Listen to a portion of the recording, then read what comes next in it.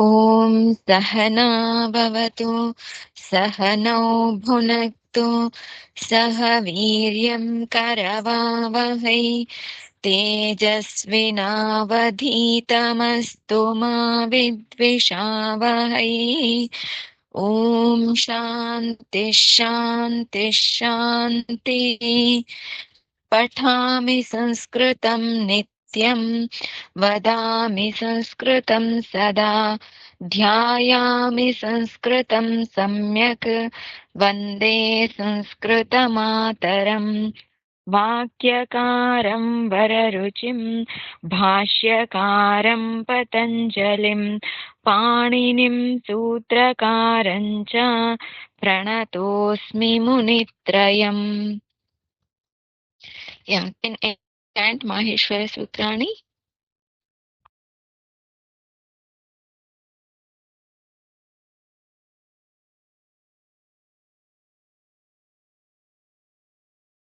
Yeah, I can chant. I un rilrik a on I ouch Hayavarat Lan Nyamagananam Jabhai Ghadadash Jaba Ghadadash Kapha Chata Ta Chatata Kapa Kapai Shashasar Hal. Okay. Next, Ucharana Sthanani.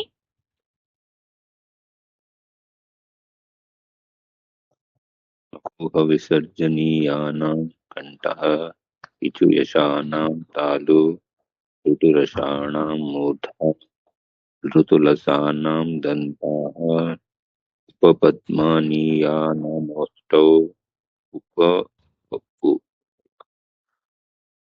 उपपद्मानीयानामोष्टौ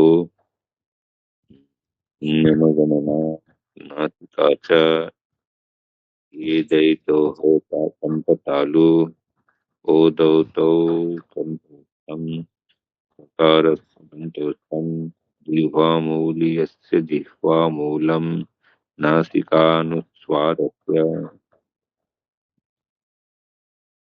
Okay. Next is Sutras from Toshi onwards. Toshi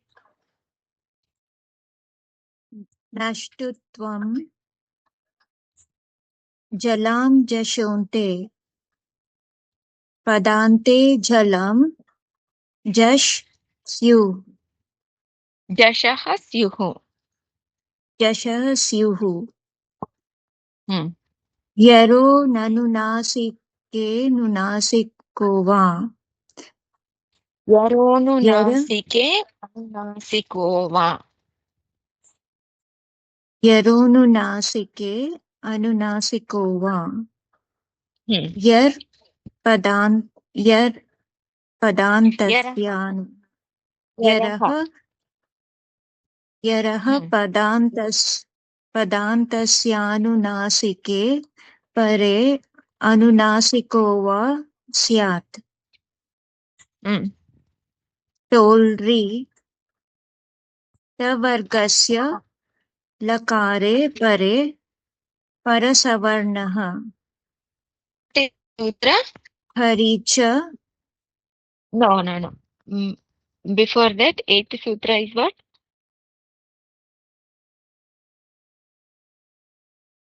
Tolri.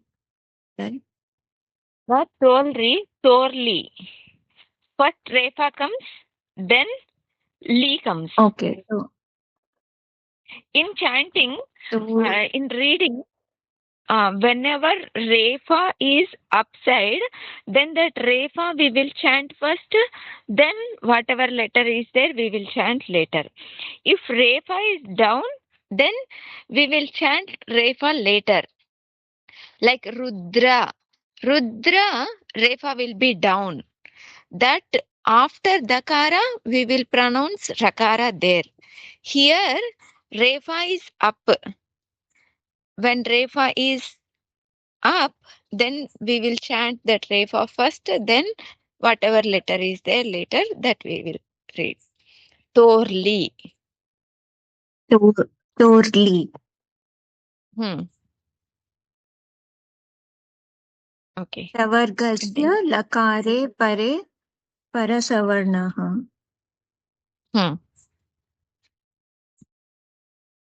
Hari च हरि जलां चर स्युः. चरः स्युः. चरः स्युः. Okay. Up to this, we will keep the sutras for today.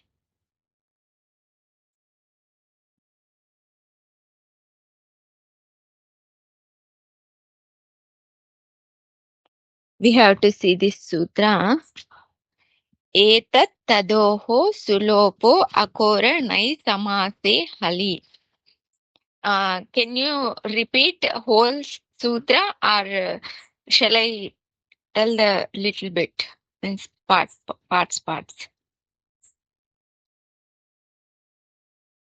ये तत्तदोः सुलोपोकोरन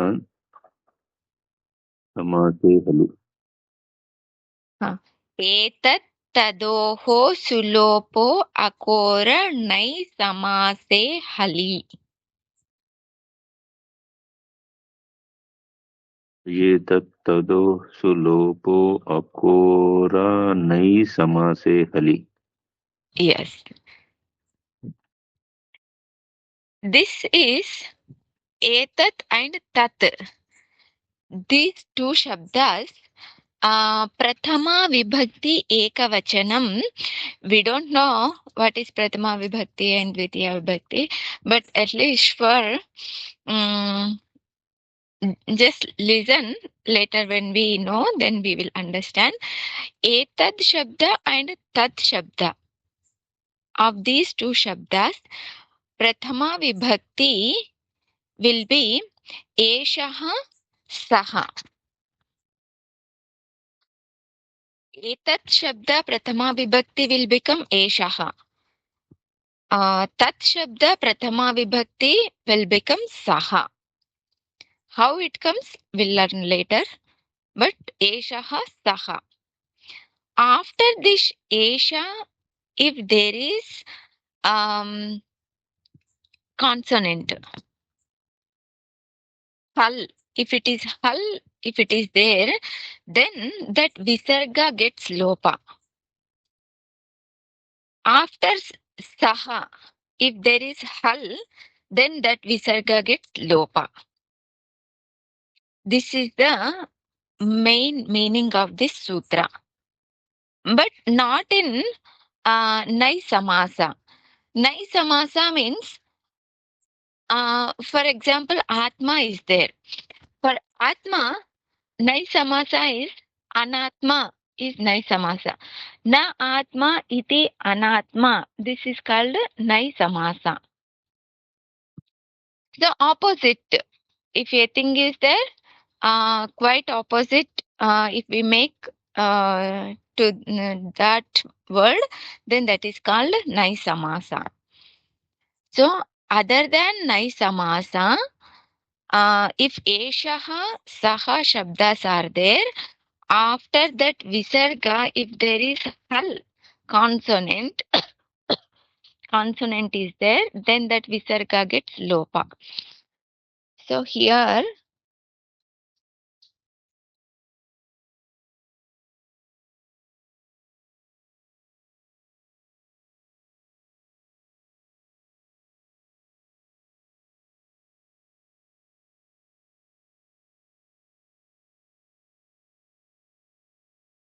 eshaha Vishnuhu. Eshaha Vishnuhu is there. This eshaha is etat shabda, prathama vibhakti ekavachanam. In this, there is visarga. After that visarga, there is hal. Hal means consonant. Then that visarga gets lopa. Here, visarga got lopa. Esha Vishnuhu. This way. Same way, Saha Shambhuhu. Saha Shambhuhu.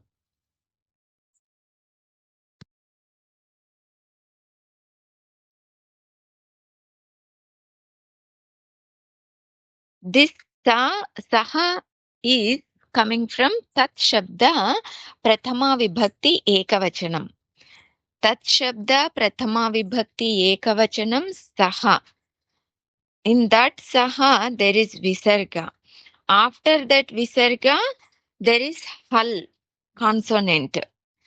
That when that visarga followed by consonant, then that visarga will become disappear. Sa Shambhuhu. This way. Here visarga gets lopa. Is this clear? Yes, Purnaji. I think we don't need any examples for this sutra because it is just visarga gets lopa for Esha and Sa Shabdat when it is followed by consonant. That's all. So with this, our visarga sandhi is completed. We finished ach sandhis, hal sandhis, and visarga sandhis. Whatever is required in Shastra for Bhashya and Tika, that visa, those sutras visa. Now we will do some practice.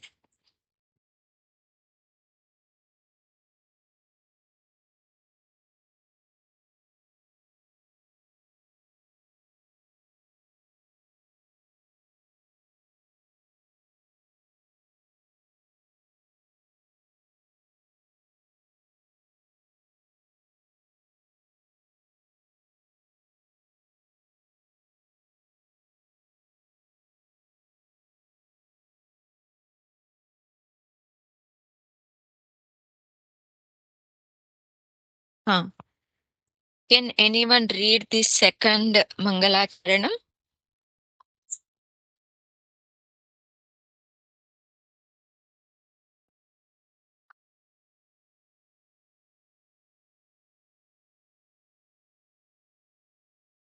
Sir, Sir, Sarv,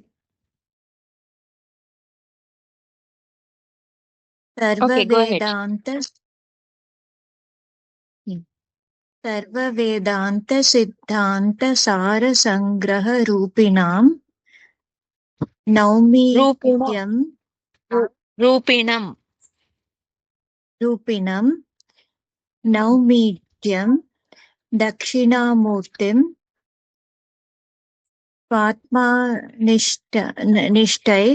सिद्धये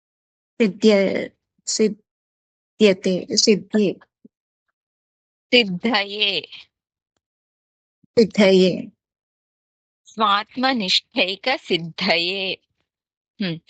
First line, it is one word only. Sarva Vedanta Siddhanta Sara Sangraha Rupinam is one word. There is no sandhis in that. Second line, there are sandhis that you can recognize.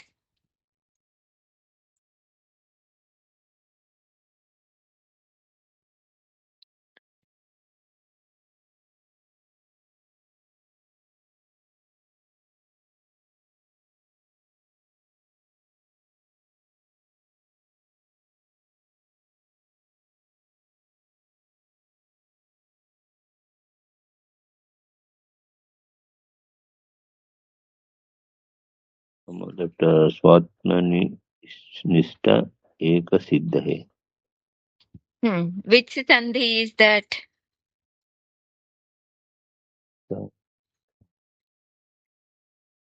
गुण संधि. Guna sandhi. Guna, which are called guna? Which letters are called guna? Nishta, A plus A is there. A plus A becomes what? I. I. It is which sutra? Adgunaha or Ruddhirechi?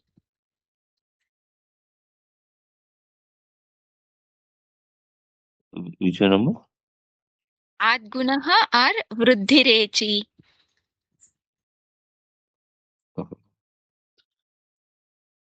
The Vruddhirechi, right? Vruddhirechi. If there is A, then it could be Adgunaha. But it is I. Then when I comes, it is Vruddhi. We can remember easily.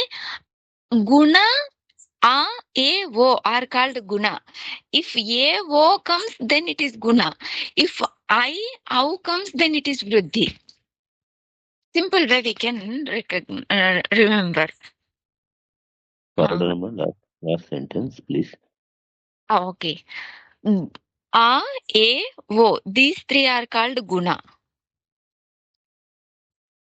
A, Dirgha Akara, I, Au. These three are called Vruddhi. Whenever if Ekara comes, then it is Guna. If Okara comes, then it is Guna. Means after making it together, Okara or Ekara comes, then it is Guna. Otherwise, Aikara or Aukara comes, then it is Vruddhi. Here, I came. A plus A, I. I means Vruddhi. Nishthaika, I came. That means it is Vruddhi. Is it clear? Yes, Amma. Any other sutra is there?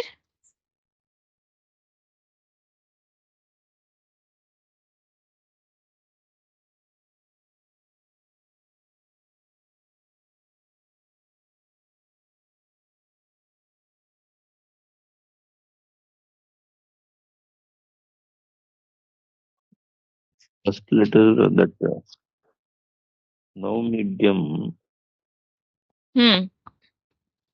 What is there in that?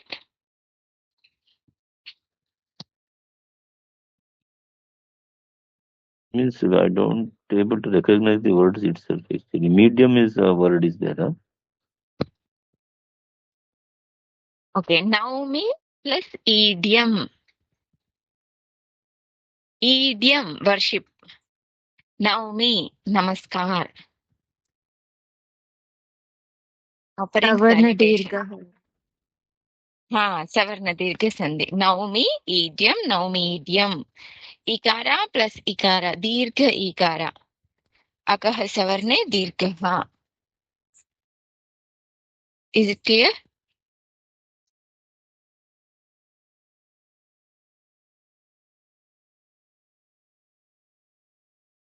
Okay, next shloka.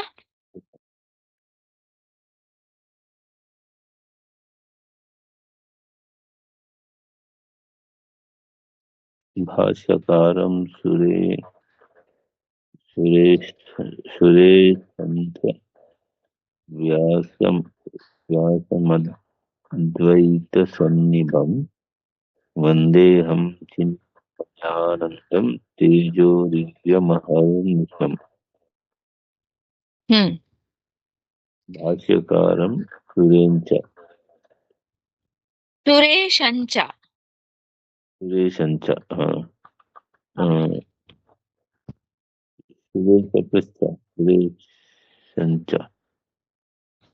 Here, Bhashyakaram, there Anuswara came. Why Makara did not come? Is there any sutra? Means at the end, means if it is the end of the sentence, in the same sentence, if it is the go, Vyasam Advaita Sannibham, there Makara is there, but it is in the middle, that's why the Makara will not come. Why?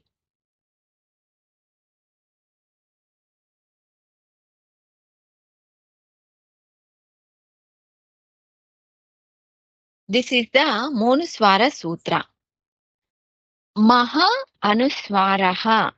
Monuswaraha says after Makara, if there is Hal consonant, then that makara will change into anuswara. Do you remember? I think Shivananji did not know this sutra.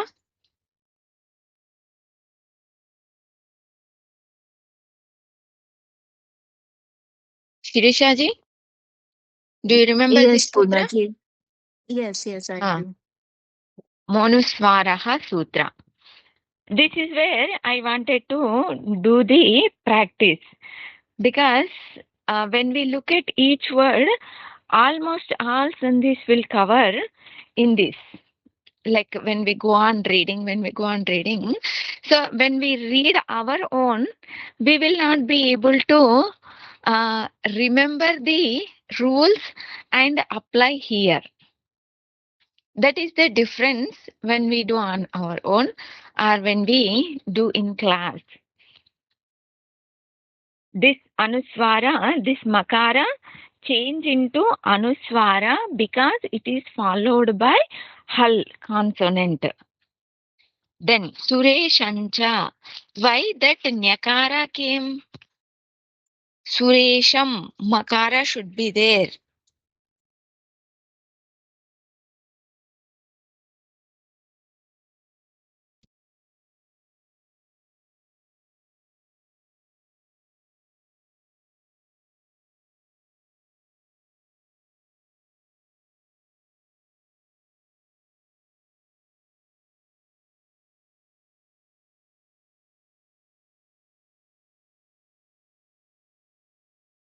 Suresham cha.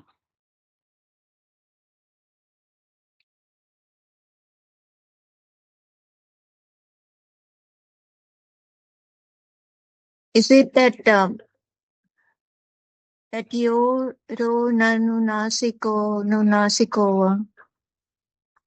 Yaronu nasike anunasikova. Let us see what is the Yaronu nasike anunasikova rule.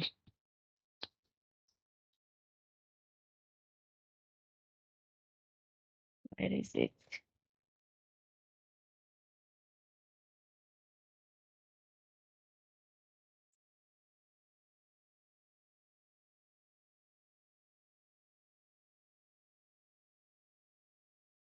Here. Padante vidyamanasya yar varnasya.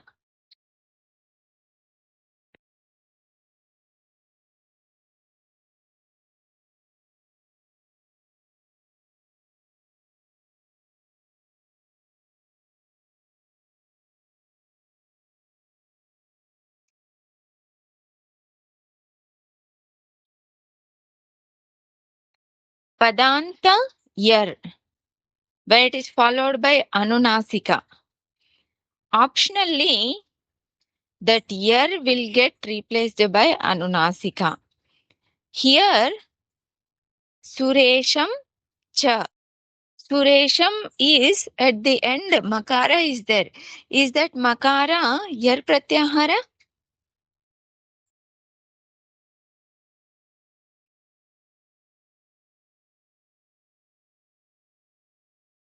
What is yar pratyahara?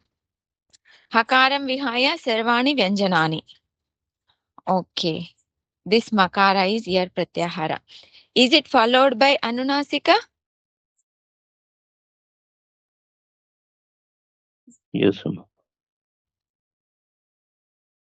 Suresham cha. Cha is anunasika. Anunasika means nyamagananam. These five are called anunasika. Cha is not anunasika. Padanta yar, when it is followed by anunasika, then the yar will be replaced by anunasika. But here, Sureshancha. In Suresham cha, makara is yar. Okay. But it is not followed by anunasika. Therefore, this is not yaronunasike anunasikova.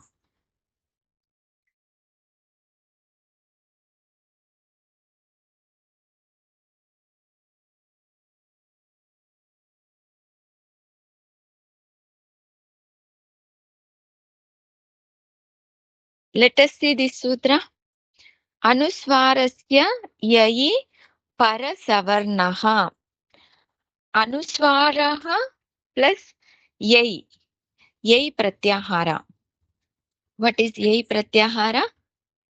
All consonants and ya, va, ra, la. All consonants means cha also can come in that. Anuswaraha. Suresham, makara is anuswara and it is followed by yai pratyahara. Then that anuswara will be replaced by parasavarna. Para is what? Yai is para. This yai is para means that chakara is para. Chakara savarna is what? Savarna anuswara.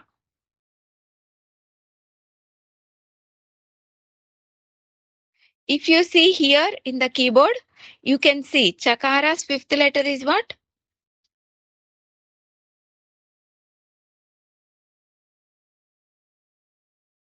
Nya.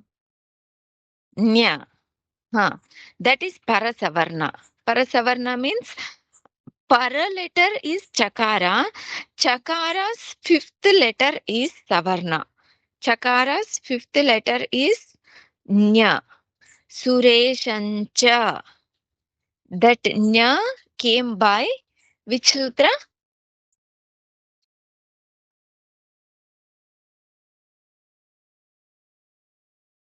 Anuswarasya yai parasavarna. Anuswarasya yai parasavarnaha. By this sutra, Sureshancha. That nyakara came. Next, split the next word. Vyasam Advaita Sannibham. Vyasam Advaita Sannibham. In this, is there any sutra?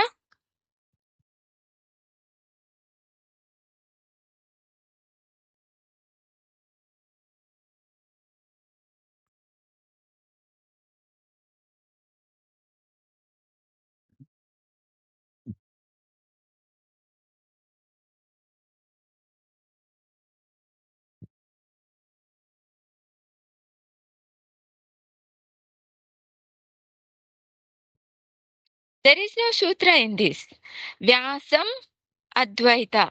Consonant and vowel we are adding. That's all.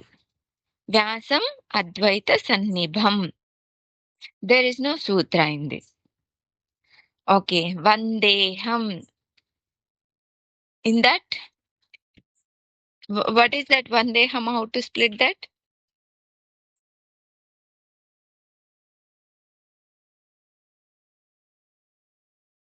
Vande Aham. Vande Aham. By which sutra?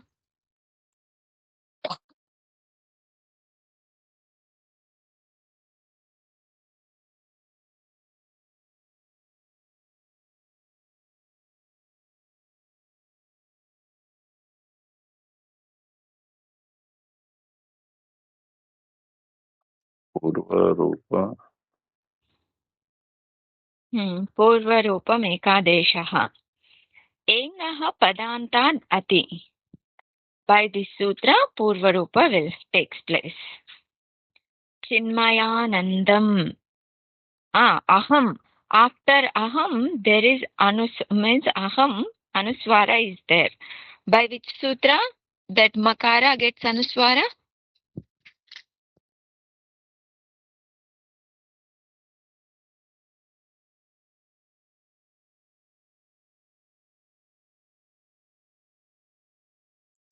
Monuswara. By monuswara, that makara gets anuswara. Chinmayanandam. In this you can do two padas. Make Is it two padas. Chinmaya plus Anandam? Yes. Which sandhi? Aka Savarna Dirgha Sandhi. Akaha savarne dirghaha. Then again Anandam, that Makara gets Anuswara. By which sutra? Monuswaraha. Why I am asking again and again in one shloka 3 times, that sutra will become familiar. That word will become familiar to us. Tejo Divyam Aharnisham. In this, there is no Sandhi sutras. Divyam Aharnisham. This is just a consonant and a vowel added together. That's all. But Tejaha Divyam is written.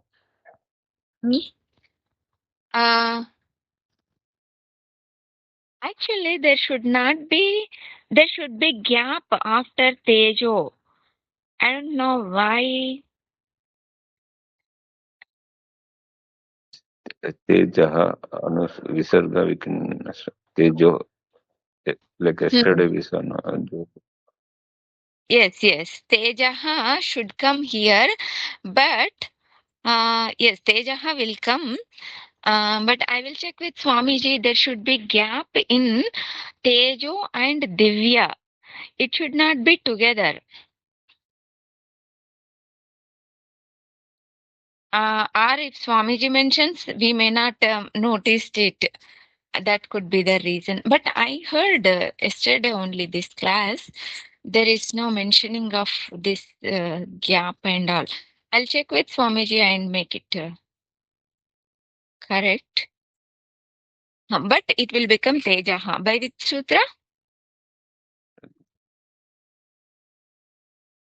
Hmm?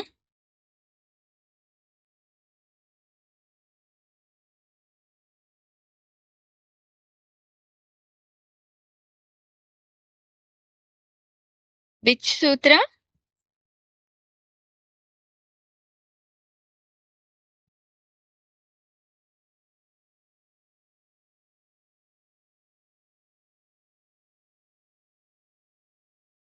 Hashicha. Hashicha Tejo Divyam, it happens. Karavasanayor Visarjaniyaha Tejaha Divyam. Like that it happens. Karavasanayor Visarjaniyaha. If it is Tejo Divyam, then Hashicha. Right?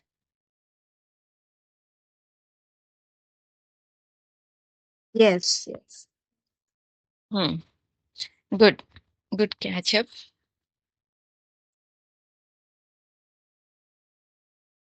Okay. Who will chant this shloka?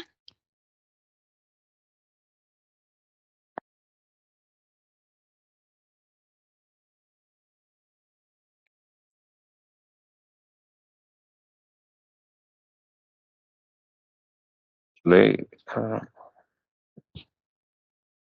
Purna Piyush Bhanuhu Bhavamaru Bhavam Rutta Tanno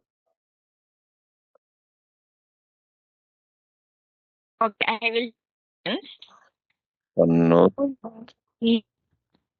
पूर्णः पीयूषभानुर्भवमरुतपनो धामतापाकुलानां प्रौढाज्ञानान्धकारावृतविषमपथ भ्राम्यतामंशुमाली कल्पः शाखीयतीनां विगतधनसुता दीषणानां सदा नः पायात् श्रीपद्मपादादिममुनिसहितः श्रीमदाचार्यवर्यः.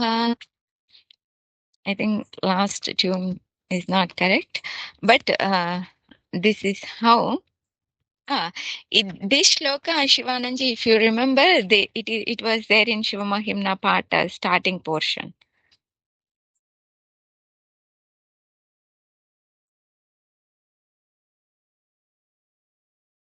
Yes, yes. We were chanting there. That's why Different.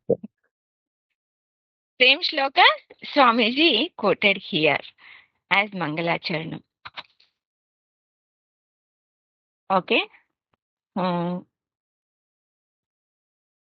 you can try to split.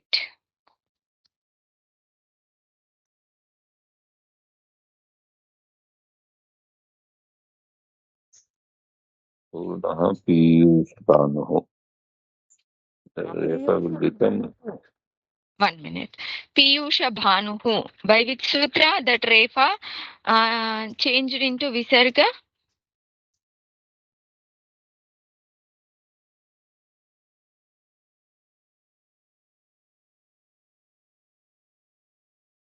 Darari something is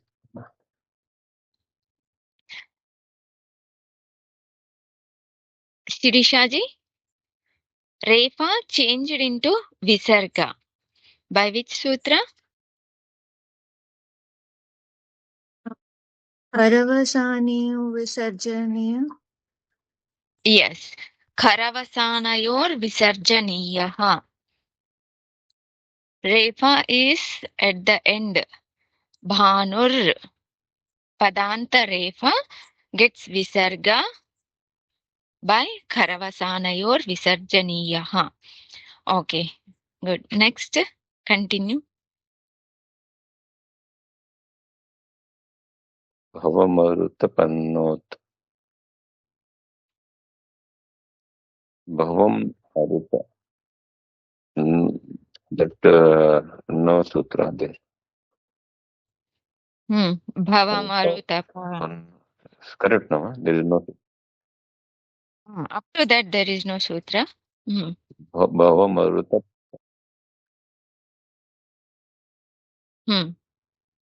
Panaha. Next. Bhavamaruta Panaha. Or Panno. Which one? Bhavamaru Panaha or is Panno? one word.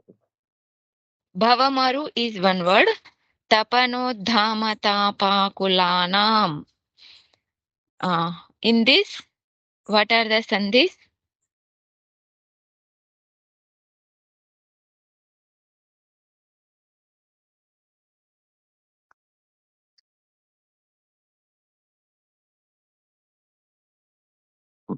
Display. Tapana. Display. Display is there. Tapana plus Hari Uddha. display. I think Shivananji, your internet is not good. Shirishaji, can you see the screen? Yeah. I can see the screen. Okay.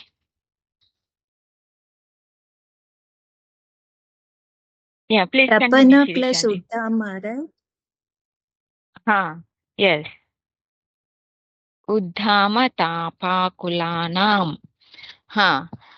Which sutra is that? Guna Sandhi. Yes. Adguna. Adguna. Next, Uddhama tapakulanam. How to split this?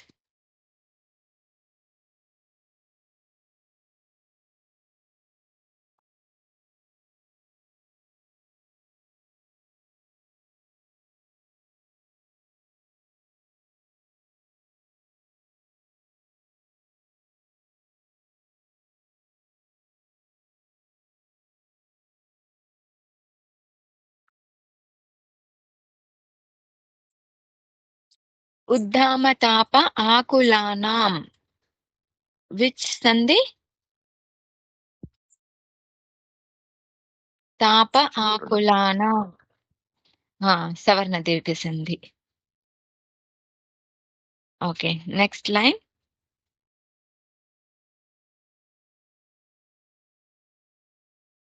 Prouda Ajnana. Which sandhi? Savarna. Both are savarna dirgha. So sutra is akaha savarne dirgha.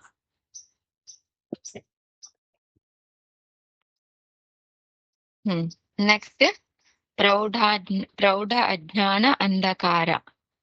Next, अंधकार आवृत. That is also akah savarna dirgha. Next. अंधकार आवृत.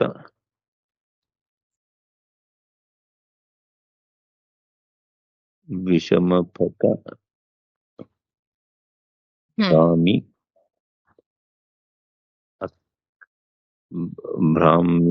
भ्राम्यताम्.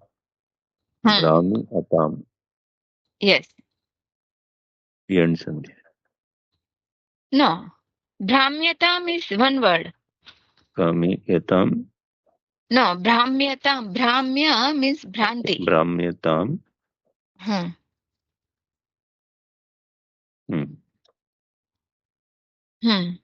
Amshumali. Bhramyatam. Bhramyatam. Bhramyatam Amshumali. So there is no sandhi in that. Just adding the consonant and vowel. That's all. Okay, we'll see in next class from Kalpah Shakhiyati now. Okay. Om Purnamadaha Purnamidam Purnat Purnamudachyate Purnasya Purnamadaya Purnameva Vashishyate. Om Shanti Shanti Shanti. Harihi Om Shri Gurubhyo Namaha. Harihi Om. Hari Om.